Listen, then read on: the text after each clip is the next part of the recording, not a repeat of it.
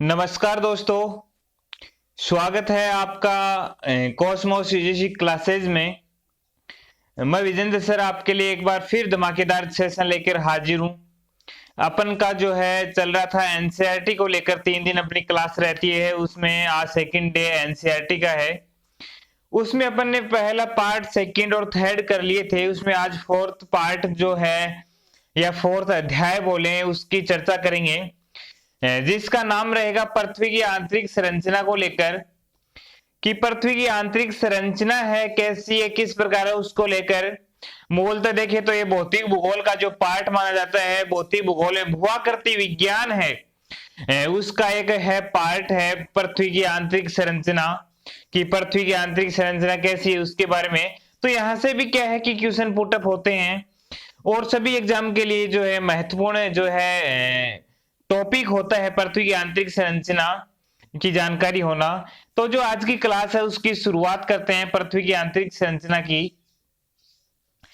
पृथ्वी के गर्भ के विषय में प्रत्यक्ष जानकारी के मिलने में कई कठिनाइयां आती है। कि जो पृथ्वी का गर्भ है, पृथ्वी का जो है आंतरिक भाग है, उसकी जो प्रत्यक्ष जानकारी मिलने में कई कठिनाइयां जो है आती है। पृथ्वी की आंतरिक संरचना की जानकारी देने वाले साधन निम्न है।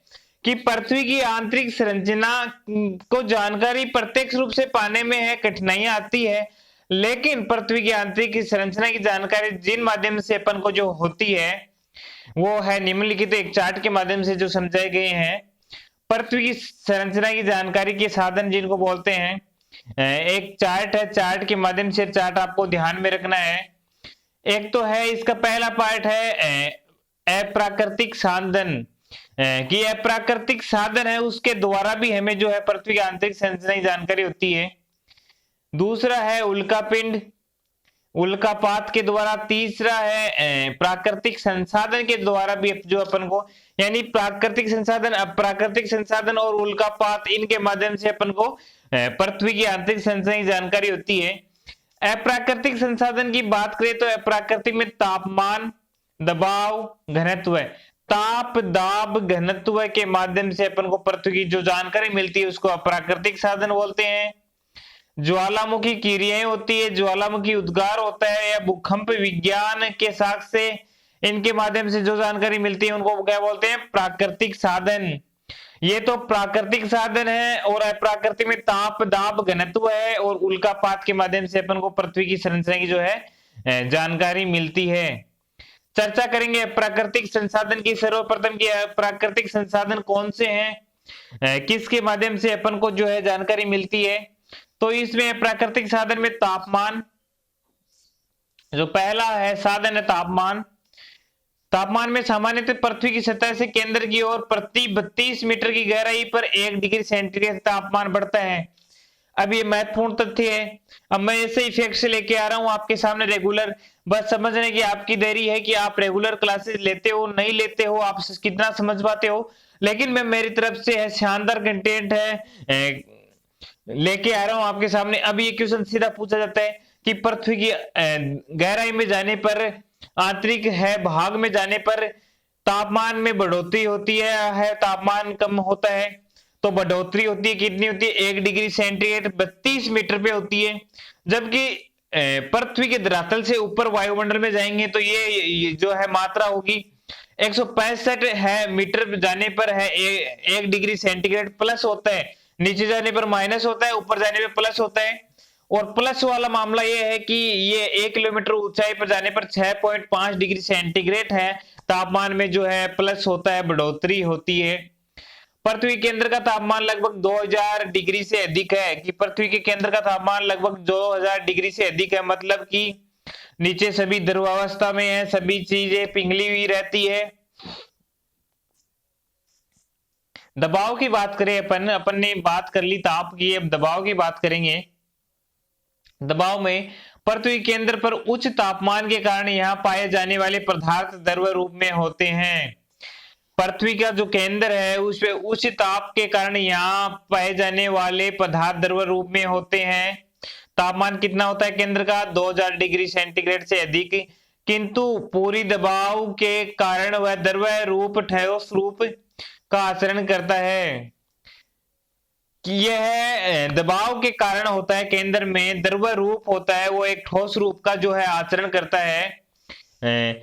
उदाहरण दिया गया है एलपीजी गैस है, मतलब कि है एलपीजी गैस उसके धरातल से निकलती है, तो ये क्या होता है, एक दबाव के कारण होता है। जब है पृथ्वी की वनस्पति अंदर दब जाती है, अत्यधिक ताप और दाब के कारण वहां क्या होता है, उसका जो है द्रव में गैस के रूप में से है अनेक है अलग अलग है जो इसके रूपों में जो परिवर्तन हो जाता है। 3 रूप होते हैं, ठोस, द्रव, गैस। अब ठोस रूप में वो थी लकड़ी, जो है जीव जंतु कोई भी अगर दब गए, जीवाश्म जो दब गए पृथ्वी के धरातल में, पृथ्वी के अंदर, तो है वो ठोस अवस्था में थी, उससे है द्रव अवस्था में होगा तापमान के कारण, दबाव के कारण, फिर उसका गैस के रूप में जो है इसका परिवर्तन जो है हो जाएगा, तो दबाव भी उसके लिए उत्तरदायी है। अतः पृथ्वी के केंद्र में अधिक दबाव व अधिक तापमान के कारण सेले प्लास्टिक नुमा ठोस है। कि पृथ्वी के केंद्र में अत्यधिक दबाव व अधिक तापमान के कारण सेले हैं प्लास्टिक नुमा ठोस रूप में जो है पाई जाती है। घनत्व की बात करें, पृथ्वी की सतह से केंद्र की ओर घनत्व बढ़ता है। मैंने क्या बताया कि पृथ्वी की केंद्र से नीचे जाने पर तापमान में क्या होती है, कमी होती है। घनत्व में क्या होता है, बढ़ोतरी होती है। पृथ्वी के धरातल से केंद्र की ओर जाने में तापमान क्या होता है, तापमान में तो क्या होती है, कमी होती है, ठीक है। घनत्व में क्या होता है, वृद्धि होती है। दाब में क्या होता है, दबाव में भी है जो वृद्धि होती है। न्यूटन के अब एक देख लेना, ताप और दाब है, एक तो है ताप, एक है दाब, 2 शब्द आपके पास में। धरातल से केंद्र पे जाने पर इसमें क्या होता है, इसमें होता है माइनस, घटोतरी होती है। दाब में क्या होता है, प्लस होता है। एक दूसरे के दोनों विपरीत है, इस प्रकार से आपको ध्यान में रखना है। तो न्यूटन के गुरुत्वाकर्षण सिद्धांत के अनुसार संपूर्ण पृथ्वी का घनत्व 5.5 ग्राम सेमी क्यूब होता है, ये ध्यान में रखना है। सीधा क्वेश्चन आता है, ऑप्शन वाला क्वेश्चन आता है कि गुरुत्वाकर्षण सिद्धांत के अनुसार, यह सीधा पूछ लिया था पृथ्वी का घनत्व कितना है, 5.5 ग्राम सेमी क्यूब। आपको ध्यान में रखना है, ये लाइन बहुत इंपॉर्टेंट आपके लिए। इसमें 3 लाइन है, मतलब 3 मुख्य तथ्य हैं। पृथ्वी की सतह से केंद्र की ओर जाने पर घनत्व बढ़ता है, एग्जाम में यही पूछा जाता है, सीधा ऐसी फैक्ट्स जो पूछे जाते हैं। पृथ्वी का घनत्व कितना है, 5.5 ग्राम सेमी क्यूब। धरातल का घनत्व 2.6 से 3.3 ग्राम सेमी क्यूब है धरातल का, जबकि केंद्र का औसत घनत्व 11 है ग्राम सेमी क्यूब, जो किसका मिलता है, निफे जिसको बोलते हैं आंतरिक भाग, क्रोड का जो है 11 ग्राम सेमी क्यूब जो है घनत्व मिलता है। उल्कापात की बात करें, उल्कापात क्या है, उल्का पिंड सौरीय परिवार के ही अंग हैं। उल्का पिंड बोले या उल्कापात बोले, ये सौरीय परिवार के ही जो है भाग है। जब ये उल्काएं धरातल पर गिरती है, कि जब उल्काएं धरातल पर गिरती है, इस क्रिया को उल्कापात कहते हैं। उल्काएं या उल्का पिंड जब है सौर परिवार का एक तो अंग है, वहां से जब ये धरातल पर गिरती है, पृथ्वी की जब धरातल पर गिरती है, तो उसको उल्कापात कहते हैं। उल्काओं की संरचना में निकल व लोहा पाया जाता है। उल्काओं की जो संरचना है उसमें निकल, लोहा, निफे की जो है गुण होता है, निफे में निकल और लोहा वो जो है पाया जाता है उल्काओं की संरचना में। पृथ्वी में चुंबकत्व का गुण पाया जाता है। पृथ्वी में गुरुत्वाकर्षण बल है, आकर्षित करने का बल है, चुंबकत्व का बल है। यह गुण पृथ्वी का आंतरिक भाग निकल व लोहे के कारण है उत्पन्न हुआ है। तो ये है आंतरिक भाग है उसका, निकल व लोहे का है, उसके कारण हुआ है। स्वेस का जो है वैज्ञानिक है जो निर्धारण पढ़ेंगे पृथ्वी की आंतरिक संरचना का, उसमें आपकी स्थिति है क्लियर हो जाएगी। प्राकृतिक साधन अब की बात करें, प्राकृतिक अप्राकृतिक में ताप, दाब, घनत्व, फिर उल्कापात पड़ा, फिर प्राकृतिक साधन पढ़ेंगे। प्राकृतिक साधन में ज्वालामुखी उद्गार, ज्वालामुखी के द्वारा ज्वालामुखी से निकला गर्म तरल मैग्मा से भूगर्भ का पता लगाया जा सकता है। मैग्मा ठंडा होकर लावा बनता है। ज्वालामुखी से निकला गर्म लावा, गर्म है तरल पदार्थ है, जब वो पृथ्वी के केंद्र भाग से ऊपर आता है, यानी कि पृथ्वी के अंदर ही रहता है, दरार के अंदर रहता है, तब तो उसको बोलते हैं मैग्मा। जब वो है दरार से बाहर धरातल पे आके पसर जाता है, बिछ जाता है, तो उसको है वो ठंडा हो जाता है, उसको बोलते हैं लावा। तो मैग्मा और लावा आपको जो ध्यान में रखना है। तो यहाँ पे कहा गया है कि ज्वालामुखी से निकला गर्म तरल मैग्मा से भूगर्भ का पता लगाया जा सकता है। बिल्कुल लगाया जा सकता है कि पृथ्वी की आंतरिक संरचना कैसी है, ठोस है, द्रव है, गैसीय है, उसमें कौन से पदार्थों की है, कौन सी चट्टानें हैं, उससे पता लगाया जा सकता है। मैग्मा ठंडा होकर लावा बनता है, सही बात है, मैग्मा ठंडा होकर लावा बनता है। दूसरी बात है भूकंप विज्ञान के साक्ष्य पहली है ज्वालामुखी, दूसरा भूकंप। भूकंप भूपटल आकस्मिक कंपन है, आकस्मिक जो कंपन होता है भूपटल पर भूकंप कहते हैं। भूकंपीय तरंगों को सिस्मोग्राफ यंत्र से जो है अंकन करके अध्ययन किया जाता है कि कितना प्रभाव है, कौन सी है भूकंपीय तरंगे आई है, कितना उसका प्रभाव है, कितनी जनधन की हानि होगी इत्यादि जो भी उसके बारे में जो भी जानकारी है वो है सिस्मोग्राफ जो यंत्र है उसका अंकन करके अपन जो है प्राप्त कर सकते हैं। भूकंप मूल किसे कहते हैं, जो मुख्य तथ्य हैं ये आपको ध्यान में रखने हैं। इससे आपको भौतिक भूगोल क्लियर हो रही है साथ में। इनके अलावा आपको भौतिक भूगोल में इतने ज्यादा फैक्ट्स नहीं मिलेंगे। ये एनसीईआरटी है, बोल रहा हूं एनसीईआरटी इंपॉर्टेंट है। आप इस चीज को अनयूजुअल अनुपयोगी है समझकर इसको स्किप मत करते जाना। इसमें एक से बढ़कर एक सीधा सीधा फैक्ट्स पूछा जाएगा और ये सारी चीजें याद होने वाली है। नॉर्मल है लैंग्वेज इसमें यूज की गई है। भूकंप मूल या फोकस किसे कहते हैं, भूगर्भ में स्थित वह स्थान जहां से कंपन सर्वप्रथम उत्पन्न होता है। कि भूगर्भ है, पृथ्वी का गर्भ है, उसका वह स्थान जहां से कंपन सर्वप्रथम उत्पन्न होता है भूकंप मूल कहते हैं, फोकस कहते हैं।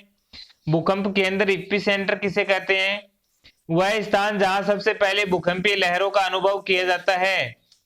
कि भूकंपीय लहरों का अनुभव किया जाता है जब भूकंप है मूल से जब है तरंगे चलती है और केंद्र पर पहुंचती है, मतलब जहां पे तरंगों का है अनुभव किया जाता है उसको भूकंप मूल एपिसेंटर कहते हैं, ध्यान में रखना है।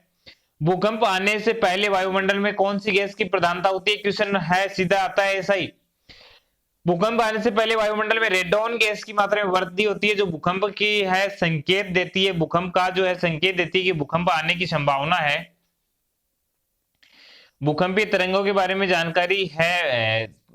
भूकंपीय तरंगे तीन प्रकार की होती है, सबको पता है तीन प्रकार की होती है, प्राथमिक तरंगे, द्वितीय तरंगे और धरातल तरंगे। प्राथमिक तरंगों को पी तरंगे कहते हैं, द्वितीय को एस तरंगे कहते हैं, धरातल तरंगे को एल तरंगे कहते हैं। अब ये चीज है इसमें है जो है दिखाई दे रही है आपको गोले में, ये सबसे महत्वपूर्ण है, आपको नहीं मिलेगी किसी भी बुक में। ये है एनसीईआरटी आधारित है और किसी सोर्स ऐसे से ली गई है कि आपको वहां पे ये नहीं मिलेगी। तो प्राथमिक तरंगों की जो है खोज किसने की, वो की पी तरंगों की खोज कोनार्ड ने की थी। द्वितीय तरंगे एस तरंगे की खोज जेफरीज ने की थी। धरातली तरंगे एल तरंगे की खोज एचडी लव में ने की थी। किसी भी एग्जाम में लगभग मतलब नॉर्मली नहीं पूछा जाता एक्सेप्ट क्वेश्चन, क्योंकि ये सिर्फ धरातली तरंगे एल तरंगे का पता रहता है सबको कि एचडी लव ने की है, इसको लव तरंगे भी कहते हैं, लव तरंगे भी कहते हैं। लेकिन पी और एस तरंगों की खोजकर्ता का नाम किसी को भी नहीं पता है, शायद आपको भी है इसका मालूम नहीं होगा, आपने भी पहली बार सुना होगा। तो है ये आपकी नॉर्मल जानकारी के लिए कि पी का कोनार्ड ने, एस का जेफरीज ने, एल तरंगों की एचडी लव ने। आइए चर्चा करते हैं इनकी तरंगों के बारे में। पहले देखते हैं भूकंप पृथ्वी की आंतरिक संरचना है इसका जो है अधिकेंद्र जिसको बोलते हैं, एपिसेंटर ये तो है भूकंप का है केंद्र। और पी और एस तरंगों का जो है यहां तक फैलाव रहता है इनका, इधर यहां तक, इधर यहां तक, ये सियाल ये सीमा और निप है तो इसमें जो है नहीं जाती है तरंगे। एस तरंग का छाया क्षेत्र रहता है इतना, मतलब 105 डिग्री से 105 तक, यहां तक एस तरंगे नहीं पहुंच पाती।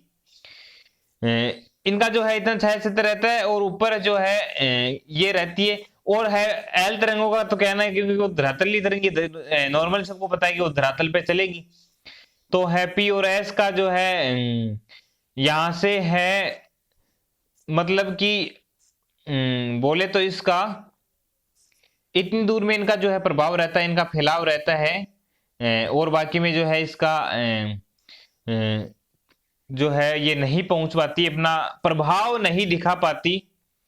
इनके बारे में विस्तृत रूप से अपन चर्चा करने वाले हैं। प्राथमिक तरंगे है जिनको बोलते हैं पी तरंगे, ये तीव्र गति से चलती है, स्पीड हाई रहती है, ठोस द्रव गैस तीनों में गुजर सकती है, तीनों में है जा सकती है, तीनों को प्रभावित कर सकती है। पी तरंगे ठोस, तरल और गैस तीनों में ध्यान में रखना है, यही क्वेश्चन आता है। ऐसे ही क्वेश्चन आता है एग्जाम में, एक भी क्वेश्चन छोड़ना नहीं है यहां से। इस एनसीईआरटी के लिए एनसीईआरटी से बहुत सारे क्वेश्चन सोल्व होंगे और आपको छोड़ना नहीं है एक भी क्वेश्चन। ये तरंगे ठोस, द्रव, गैस और द्वितीय तरंगे जिसको एस तरंगे बोलते हैं, जेफरीज ने जिसकी खोज की थी, इसकी कोनार्ड ने की थी प्राथमिक तरंगों की, इसकी जेफरीज ने की थी। एस तरंगे केवल ठोस पदार्थों से गुजर सकती है, तरल पदार्थों में ये मतलब गायब हो जाती है, पदार्थों से नहीं गुजरती है, केवल ठोस में ही गुजर सकती है। धरातली तरंगों की बात करें, एच डी लव ने की थी खोज, एल तरंगे कहते हैं, लव तरंगे कहते हैं, ये धरातल पर चलती है, सबको पता है। अधिकेंद्र भूकंप केंद्र में सबसे बाद में पहुंचती है, सर्वाधिक विनाशकारी होती है। एग्जाम में पूछ लिया जाता है कि सर्वाधिक विनाशकारी की तरंग कौन सी है, तो आपको बताना है एल धरातलीय तरंगे है, एल तरंगे है वो सबसे विनाशकारी है, लव तरंगे सबसे विनाशकारी है। अब वो जो अभी थोड़ी देर पहले भूकंपीय छाया क्षेत्र आया था, उस डायग्राम के माध्यम से उसको है समझेंगे अपन। भूकंप अधिकेंद्र एपिसेंटर, भूकंप अधिकेंद्र से 105 डिग्री 104 डिग्री के बीच का क्षेत्र होता है जहां कोई भी भूकंपीय तरंगे विलेखित नहीं होती है। 105 डिग्री से 140 डिग्री के बीच का क्षेत्र होता है जहां कोई भी तरंगे विलेखित नहीं होती है। तो कौन सा भाग है 105 डिग्री से 140 डिग्री के बीच में? ये जो है यहां से लेकर इतना 105 से 140, ये 105 से 140 ये तो छाया क्षेत्र होता है, यहाँ पे किसी भी प्रकार की कोई तरंग नहीं पहुंच पाती। और ये 140 से 140 ये है एस का है जो छाया क्षेत्र बताया गया है, एस तरंग का छाया क्षेत्र, यहाँ पे एस तरंगे जो नहीं पहुंच पाती है, तो ये बताया गया है इसमें। फिर इसमें दूसरा कथन बताया गया है, भूकंपीय तरंगे समान घनत्व वाले भाग में सीधी चलती है। समान घनत्व वाले भाग में तो सीधी चलता है, समान घनत्व वाले में वक्राकार चलती है, वक्राकार चलती है समान घनत्व वाले में, जबकि समान घनत्व वाले में ये सीधी चलती है तरंगे। इसे निष्कर्ष निकलता है कि भूगर्भ के घनत्व में भिन्नता है। अब घनत्व का पता चल गया कि घनत्व में भिन्नता है, तभी ये है वक्राकार चलती है, और अगर भिन्नता नहीं होती तो ये समान रूप से जो है यहाँ पे चलती। 2900 किलोमीटर से अधिक गहराई वाले भाग तरल अवस्था में है, अतः यहाँ एस तरंगे विलुप्त हो जाती है। जब मैंने एस तरंगे पढ़ाई थी, एस तरंगों को कौन सी तरंगे कहते हैं? पी को प्राथमिक तरंगे, एस को द्वितीयक तरंगे, एल को धरातलीय तरंगे जो है कहा गया है। एस तरंगों की खोज जेफरीज ने की थी और 2900 किलोमीटर की गहराई वाला भाग तरल अवस्था में है, अतः यहाँ एस तरंगे विलुप्त हो जाती है क्योंकि ये तरल अवस्था में नहीं चलती, केवल ठोस अवस्था में चलती है। पी तरंगे है वो ठोस, द्रव, गैस में चलती है, धरातलीय तरंगे केवल धरातल पे चलती है, इत्यादि आपको ध्यान में रखना है।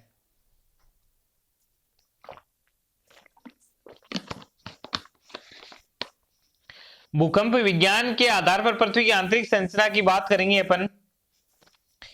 भूकंप विज्ञान के आधार पर इनको 3 भागों में बांटा गया है। भूपरपट्टी जिसको क्रस्ट, अनुपटल, मेंटल जिसको बोलते हैं, अनुपटल बीच का भाग है, मेंटल अभ्यंतर, क्रोड, ये ध्यान में रखना है।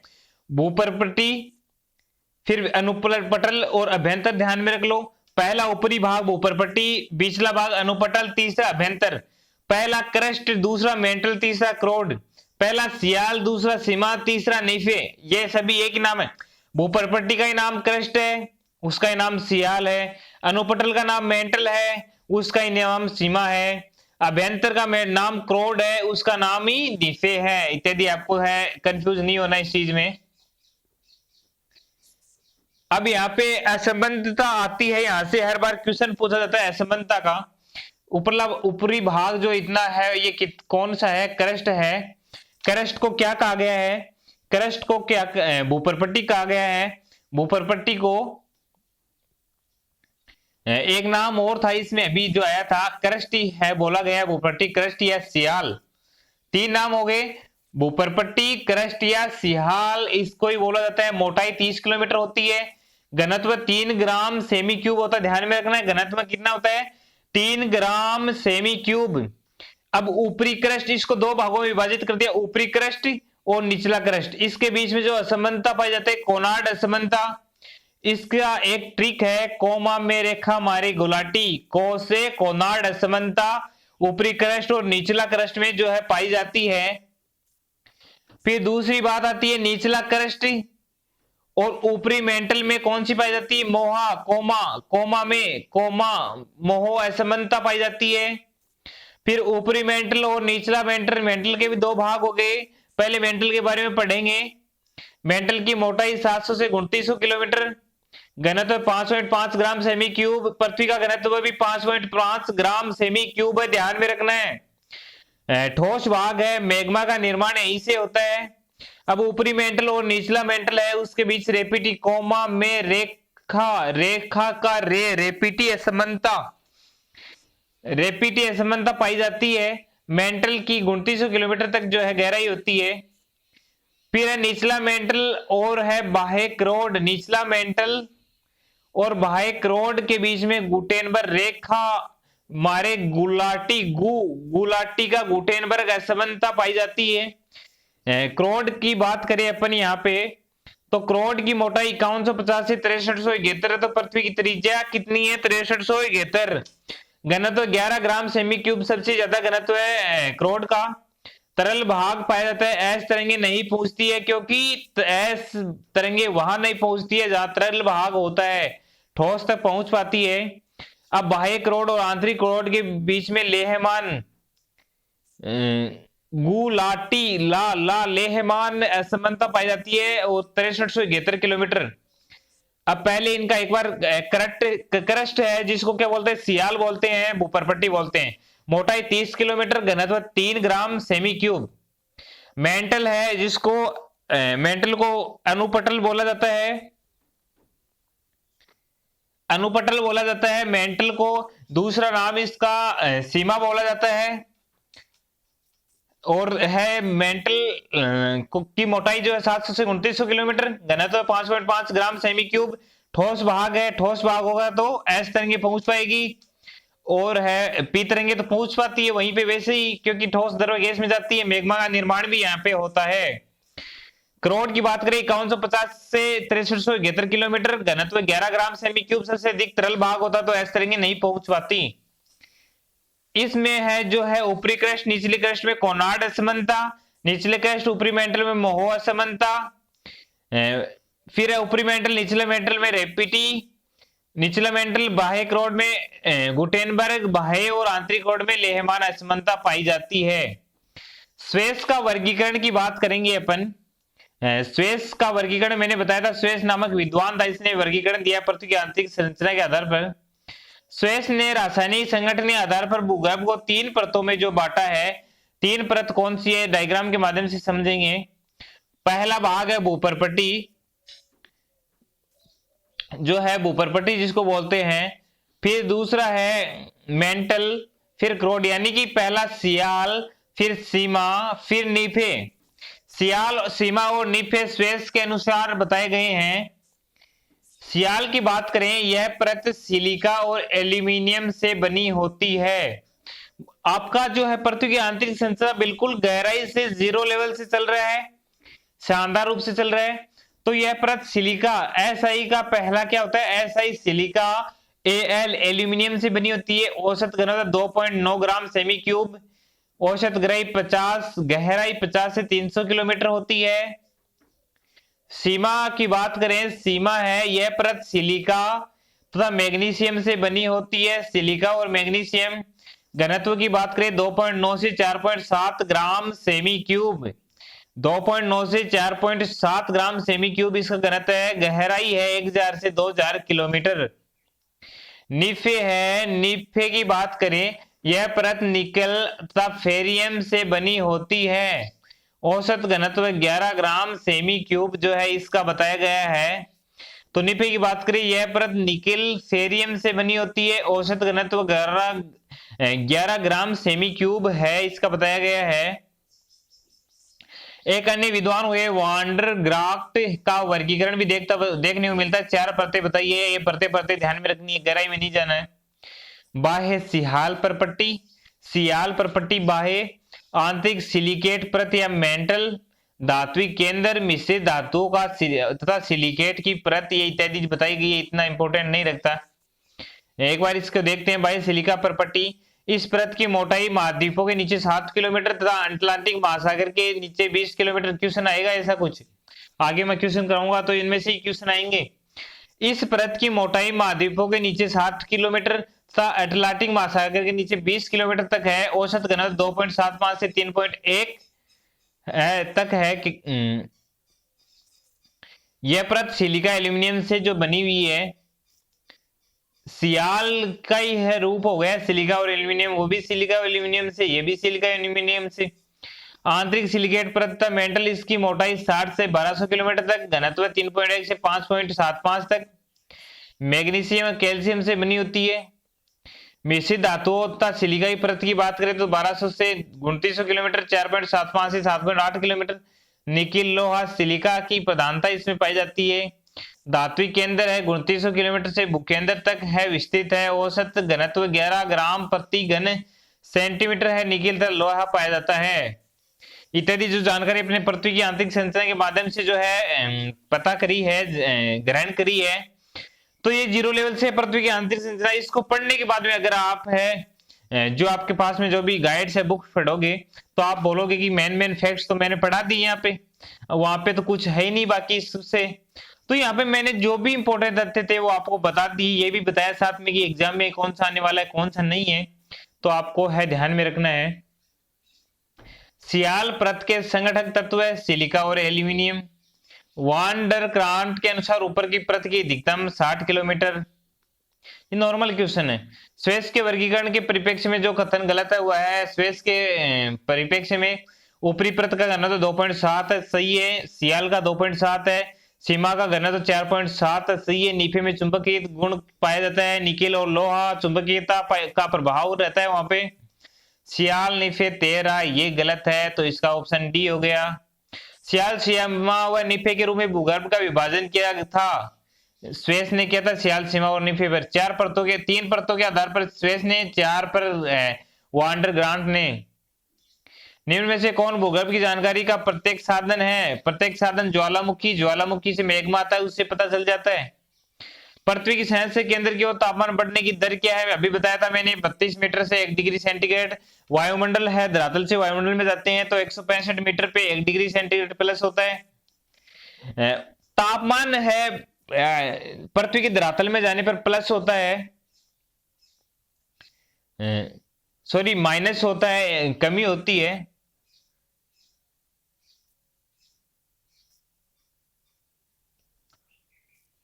यहाँ पे पृथ्वी की सतह से केंद्र की ओर तापमान बढ़ने की दर है, बढ़ता है। यहाँ पे 32 मीटर पर प्लस होता है।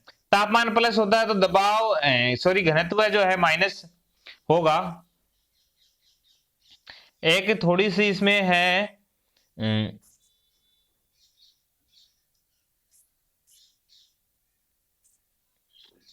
यहाँ पे एक जो है चर्चा करी थी हमने,